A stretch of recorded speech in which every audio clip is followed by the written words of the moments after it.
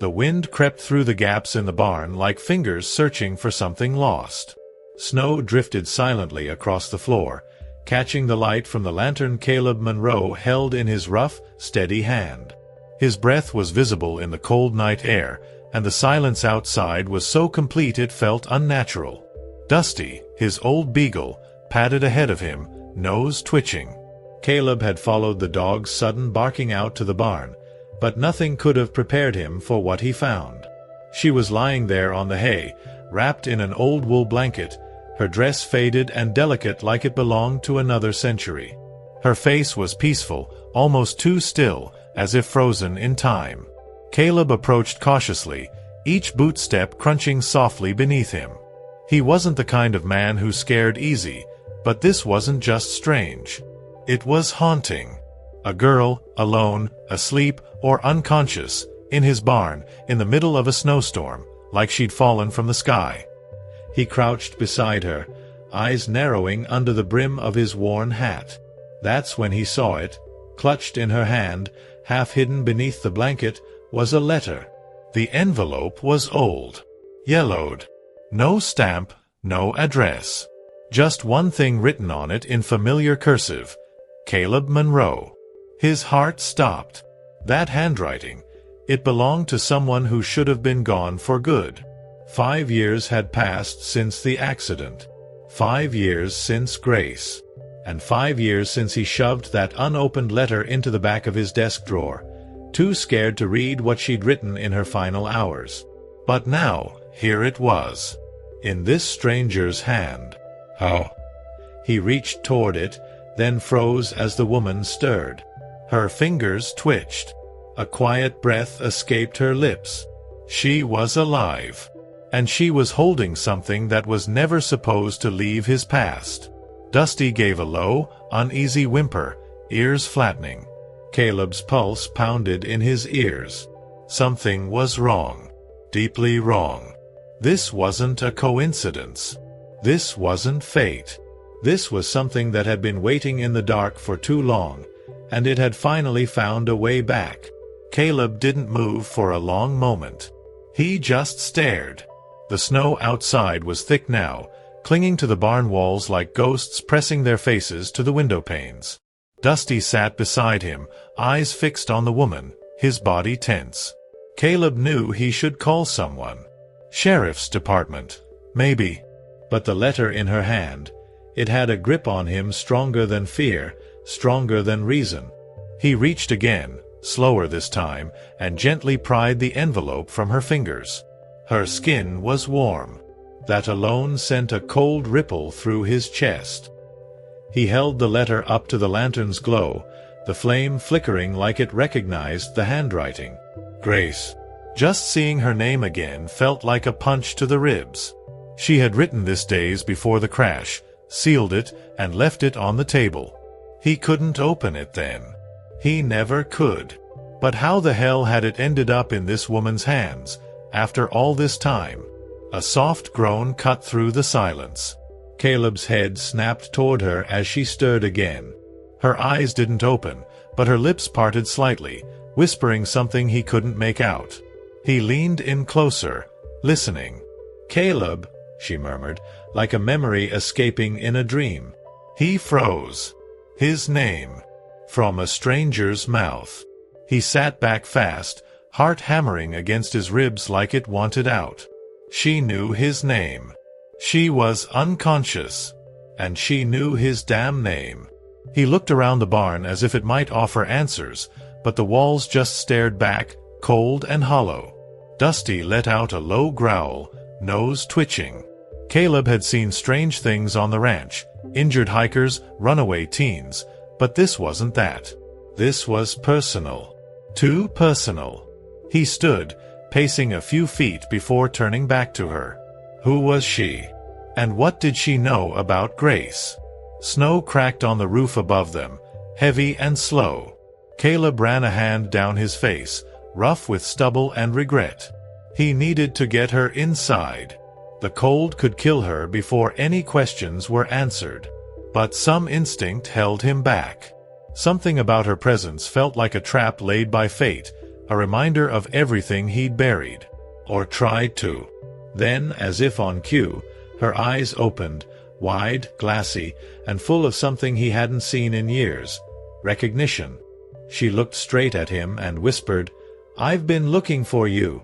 Caleb stumbled back a step, the words clinging to the air like the frost on his breath. "I've been looking for you." The way she said it, it wasn't frantic or scared.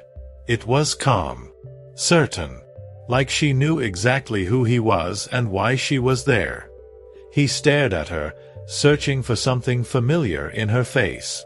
But he'd never seen her before. He was sure of that. Still, something about her eyes made his chest tighten. There was a softness there, a sadness, that struck a nerve he hadn't touched in years.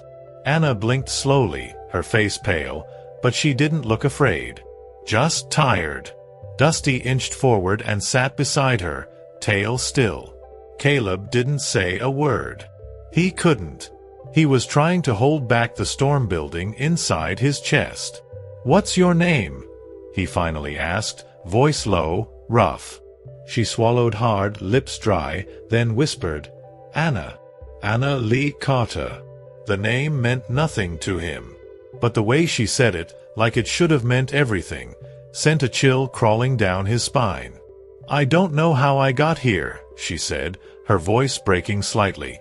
"I woke up in a motel 2 towns over with a letter in my coat pocket. No memory before that. Just this need to find you." Caleb stepped closer, narrowing his eyes. "You're saying you don't remember who gave it to you?" Anna nodded, then looked down at her own hands, like even they were strangers. Only flashes. Cold nights. A woman crying. A fire. But nothing clear. "And your name." Over and over. Caleb clenched his jaw. This had to be some twisted prank, some elaborate mistake. But the letter, his letter, was real. And Grace's handwriting couldn't be faked. He'd know. He'd memorized the way she wrote his name. He looked down at the envelope again, still unopened. Still heavy with everything he wasn't ready to face. "That letter's been locked in my drawer for 5 years, he said slowly. "There's no way you could have found it." Anna's eyes met his again. "Then maybe someone wanted me to have it." For a split second, Caleb almost believed her. Then a gust of wind slammed the barn doors open behind them, snow pouring in like an avalanche of ghosts. The lantern flickered violently, and Anna flinched, grabbing his arm. Her grip was weak, but it felt like she was holding onto more than just him. Like she was holding onto the truth. Caleb slammed the barn doors shut, breathing hard as the storm raged outside. Snow whipped against the wood like fists trying to get in. He turned back toward Anna, who had curled tighter into the blanket. Her face was pale again, lips trembling not just from the cold, but from something deeper. Fear. Confusion. Maybe both. Caleb stared at her for a long second before kneeling and pulling another wool blanket from the storage chest in the corner. "You're not gonna last out here," he muttered. "Come on. House ain't far." He helped her to her feet, and she leaned on him, barely steady. Dusty walked close beside them, always alert. As they stepped out into the snow, the wind roared louder, like it wanted to swallow them whole. Caleb moved fast, guiding her across the field, boots crunching through the white silence. When they finally reached the porch, he hesitated, just for a second. It had been years since another person crossed that threshold. Years since anyone but him and Dusty lived inside those walls. The fire in the living room was nearly out, but he threw on more logs and got the flames dancing again. Anna sat silently on the couch, eyes following the flickers like they meant something. Caleb handed her a mug of hot coffee, hands still trembling slightly. He didn't speak. Not yet. He sat across from her, staring at the letter on the table between them like it might wake up and bite. "You don't remember anything," he said. "But you knew my name. You walked into my life with a letter I never showed anyone." Anna nodded. "I wish I could explain it. I really do. But all I know is, I was supposed to find you. And that letter, it feels like it belongs to both of us. Like something in it connects me to you. Or to her." She didn't say Grace's name. She didn't have to. Caleb felt the old pain rise again, raw and angry. "You ever lose someone, Anna?" he asked, his voice like gravel. "Someone who made you believe you were worth something, and then left you with a silence that never quits?" She nodded slowly. "I think I did. I just don't know who." The fire popped sharply between them. Caleb stared into the flames, haunted, and without another word, he reached for the envelope, tore it open, and began to read. The envelope split with a brittle tear, the kind of sound that didn't echo, just lingered. Caleb's hands hesitated before unfolding the single sheet inside. The handwriting was just as he remembered, graceful, slightly slanted, as if written in a rush. Grace always wrote fast when she was afraid. He read the first line aloud, barely a whisper. "If you're reading this, it means I'm already gone." The words punched through him like a nail to the chest. Across the room, Anna didn't speak. She watched his face, not the letter. Caleb's eyes moved down the page, each sentence tightening something in him that had long gone numb. Grace hadn't written about fear or goodbyes. She wrote about secrets, things she had done, things she had hidden from him, about a child she never told him about, and someone she'd met before they were married. A girl she'd helped escape a dangerous life. The last lines hit him the hardest. "If the past ever finds you, Caleb, protect her." He looked up from the letter, face pale, hands trembling. His voice was hollow. "This was written the day before the accident. She never meant for me to see this. Not unless—" He stopped. The fire cracked behind him. Anna's eyes were wet now. Her lips parted like she wanted to say something, but didn't know how. Caleb stood slowly. "The girl Grace wrote about, the one she helped. That wouldn't be you, would it?" Anna shook her head. "I don't remember. I swear I don't. But I have dreams. Dreams of a woman with dark hair and a kind voice. Someone who sang to me when I cried. I thought it was a fantasy. But now, I think it might have been her." Her hand pressed against her chest, shaking. "Why would she send me back to you?" Caleb's mind spun, images crashing together. Grace holding a baby he never knew existed, a girl lost in time, and a letter that waited 5 years to be read. Grace was protecting someone, he said. And maybe she knew the only way to keep that promise was through me. The wind howled outside again, louder than before, almost like it was calling something closer. And Anna's voice broke through the silence, soft but certain. "I think someone's coming, Caleb. I feel it." Caleb moved to the window, brushing aside the curtain just enough to peer into the storm.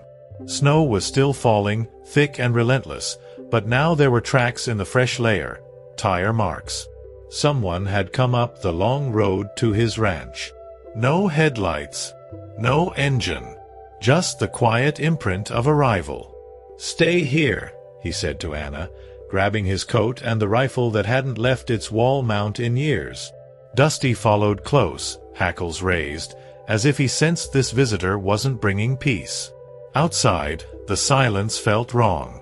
Not heavy like grief, but hollow like absence, like something had already been taken.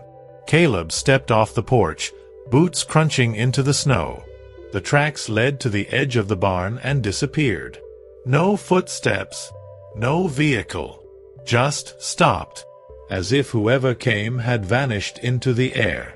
He circled the barn slowly, heart pounding louder with each step. That letter had been hidden for 5 years, and now it shows up in a stranger's hand, followed by tire tracks that lead nowhere. Back inside, Anna stood by the fireplace, gripping the folded letter tightly. Her fingers traced Grace's name on the paper as if it might unlock more memories. "I know this is going to sound crazy," she said when Caleb returned, "but I've been having these dreams." Flashes. Always the same place, a white house with green shutters. A man yelling. A woman crying. And a girl hiding under the floorboards. Caleb froze mid-step. He knew that house. He hadn't seen it in 2 decades, but he'd never forgotten it. Grace's childhood home. He sat down slowly, the rifle still in his hands. That was where Grace lived until she was 16. Her father wasn't a good man. She ran away. Never looked back. He looked at Anna, his voice tightening. "You weren't just someone she helped, were you? You were part of her story. A part she never told me." Anna nodded, eyes distant. I think she might have been my mother." The room fell into a stillness so deep it swallowed even the wind outside. Caleb didn't move. Couldn't. The woman in front of him might be the last thread of the woman he loved, and the answer to a question he never dared ask. What else did Grace keep buried? Then, Dusty growled. Low, sharp, and a heavy knock echoed at the front door. The knock came again. Louder this time, 3 firm raps that echoed through the wooden walls like a warning. Caleb stood slowly, rifle still in his grip, gaze locked on the door. Anna didn't speak. She sat frozen on the couch, the letter still clenched in her hands. Dusty paced between them, growling low, tail stiff like a rod. Whoever was out there wasn't a neighbor. Not in this weather. And not at this hour. Caleb stepped toward the door and called out, "Who is it?" No answer. Just the wind. He waited a beat, then opened it an inch, rifle raised. Standing on the porch was a man Caleb hadn't seen in nearly 7 years, Thomas Reddick. A private investigator who used to work the darker cases in town. A man who had once gone digging into Grace's past, and came back with scars. "You've got a hell of a visitor inside," Thomas said, glancing past Caleb with tired eyes. "Mind if I come in before we both freeze to death?" Caleb didn't move. "What do you know about her?" Thomas sighed, stamping snow from his boots. "More than you'll want to hear. But less than I wish I knew." That old bitterness was still in his voice. Caleb stepped aside reluctantly, and Thomas entered, shaking snow from his coat. He spotted Anna immediately. "So it's true," he muttered. "She looks just like Grace." Anna stood. "Do you know who I am?" she asked. Her voice was soft, but something inside it cracked. Thomas looked at her for a long moment, and for once, his bravado faded. "No," he said quietly. "But I know who's looking for you. And they're not far behind me." He turned to Caleb. "That letter she brought you, it wasn't just sentimental. It's evidence. Grace had dirt on people who don't like their secrets resurfacing. Real dangerous men. They think the girl knows more than she does." Caleb's stomach turned cold. "So what, they're coming here?" Thomas nodded. "I bought you some time. But not much. If they find her, they won't ask questions." Anna sat down slowly, the color draining from her face. Caleb looked at her, really looked at her, and for the first time, she didn't seem like a mystery. She seemed like someone he needed to protect, no matter what it cost him. Then Thomas added, almost as an afterthought, "And there's one more thing." He reached into his coat, pulled out a photograph, and handed it to Caleb.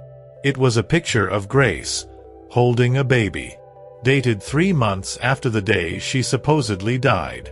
Caleb stared at the photograph like it might vanish if he blinked. Grace was there, alive, smiling faintly, hair pulled back, exhaustion in her eyes. And in her arms, a baby wrapped in a blue blanket. He turned the picture over. The back had her handwriting again, 3 months. "His name is Jonah." Caleb's knees nearly buckled. The room tilted. Grace had lived longer than he was told. Long enough to give birth. Long enough to lie. Anna stood slowly. "Jonah?" she whispered. "That's not my name." Her voice trembled, but not with fear. Confusion. She turned to Thomas, eyes wide. "Are you saying I had a brother?" Thomas rubbed a hand over his face, grim. "No. I'm saying someone wanted you to believe Grace died when she didn't. And if she faked her death, she did it to protect both of you. But only one of you made it back." Caleb looked between them, his mind racing. All those years, grieving, drinking, building fences he never wanted just to fill the silence. And all along, Grace had been somewhere out there. Alive. With a child. With his child. "Where was this photo taken?" he demanded. Thomas hesitated. "I don't know. It came in an anonymous package 3 days ago. No return address. No note. Just this, and a warning, the past is catching up. I figured I'd find you before it did." The wind outside howled louder, almost like it was circling the house. Caleb's eyes locked on the front door, heart pounding in his chest. He suddenly felt the walls closing in. Grace had been alive. Someone had taken her, and likely taken the child. Maybe even Anna. And now, after all these years, the people behind it were coming to erase what was left. Anna clutched the photograph, her fingers trembling. "What if Jonah's still alive?" she asked. "What if I wasn't the one Grace was trying to protect in the end?" That thought hit Caleb like a second shot to the heart. Anna had been the decoy, the distraction, or maybe the sister. "Either way," he said, voice steadying with resolve, "we're not waiting for them to knock again. We move. Tonight." Thomas glanced out the window. "Too late," he muttered. "Lights coming up the ridge." Caleb stepped back, grabbing the rifle and tossing Anna his coat. "They found us." The headlights swept across the snow-covered ridge like searchlights. Caleb counted 2 vehicles, maybe 3, their engines muffled by the storm but drawing closer, slow and deliberate. "We don't have time," he said, voice sharp. He moved quickly, locking doors, pulling down the old shotgun from above the mantel, and checking the shells with practiced hands. "Basement," he told Anna. "There's an old root cellar under the kitchen. You stay there no matter what you hear." Anna shook her head. "I'm not hiding while you fight them off." Her voice was firm now, clearer than before. Caleb paused. There was something in her tone. Something different. Stronger. "You said she wanted you to protect someone," she said, stepping forward. "But maybe she also wanted you to finish something. Stop them." Her fingers tightened around the photo of Grace and the baby. "I remember the man in the white coat now. I remember him yelling that we weren't supposed to survive." Thomas, pacing near the window, turned sharply. "Then it's them. The ones Grace ran from. Pharmaceutical money, human experiments, rumors Grace tried to expose. But no one believed her." He looked at Anna. "Until now." Dusty barked once, loud, warning. The vehicles had stopped just short of the property. Doors opened. Footsteps crunched on snow. Caleb pushed a chair under the doorknob and loaded the rifle. His voice dropped low. "We make a stand here. No one else disappears tonight." Anna reached into her coat pocket and pulled out something Caleb hadn't seen before, a worn medallion. On the back, engraved in tiny cursive, were the words, "For the day you'll remember who you are." Her hands shook as she stared at it. "She gave me this," Anna said softly. "I think she knew I'd lose everything. And she wanted me to find it again when it mattered most." The first knock came, slow, almost polite.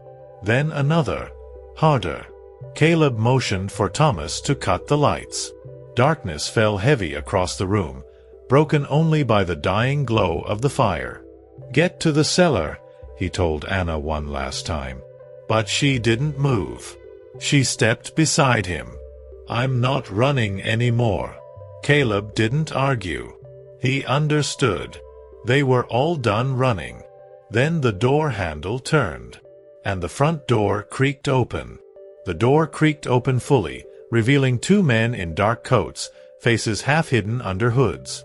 One of them held a flashlight, sweeping the beam slowly across the room until it landed on Caleb, rifle in hand, Anna at his side. "You've got something that doesn't belong to you," the taller one said. His voice was flat, rehearsed. Not a threat, an order. Caleb didn't lower the gun. "She's not a thing," he said. "She's a person. And she's not going anywhere with you." The silence that followed was electric. Then came the second man's chuckle, dry as the cold. "You really think you can stop this?" Thomas stepped out from the shadows by the kitchen, gun drawn. "Try him," he said, "and see how far you get." The tension cracked like ice underfoot. The taller man reached into his coat slowly, but Caleb fired first. The blast echoed through the house like thunder. The man stumbled back, dropping the flashlight, and chaos erupted. Anna ducked behind the couch as Thomas fired twice more. Dusty barked, snarling, and Caleb moved fast, cutting through the smoke and noise. In the chaos, the second man fled through the open door, boots crunching in the snow as taillights flared in retreat. Silence fell again, broken only by the rapid beating of 3 hearts still alive. Thomas checked the first man, just a shoulder wound. Enough to stop him. Enough to send a message. "They'll think twice before coming back," he muttered. Caleb looked at Anna. She was shaking, but standing. "It's over," he said, but even as he spoke, he wasn't sure it was true. Not completely. Not yet. Later, after the sheriff took the intruder into custody, and the sun finally broke through the storm outside, Caleb sat by the fire with Anna. She stared into the flames, eyes distant but clear. "I don't remember everything," she said. "But I remember enough. Grace. She wasn't just trying to protect me. She wanted me to be free. Not just safe. Free to live." Caleb nodded slowly. "She did what she had to. Now it's our turn." Anna reached into her pocket again, pulling out the medallion. She handed it to Caleb. "She left this for me. But I think maybe it belongs to you too." He took it carefully, fingers brushing the engraved words. "For the day you'll remember who you are." That night, as snow melted off the roof and the wind softened, Caleb stood on the porch with Dusty by his side. For the first time in years, the silence didn't feel empty. It felt like Grace had finally come home. If this story touched you, don't forget to like the video and subscribe to the channel. There are many more stories on the way. Stories that stay with you, stir deep emotions, and remind us of the power of memory, love, and second chances. You won't want to miss what's coming next.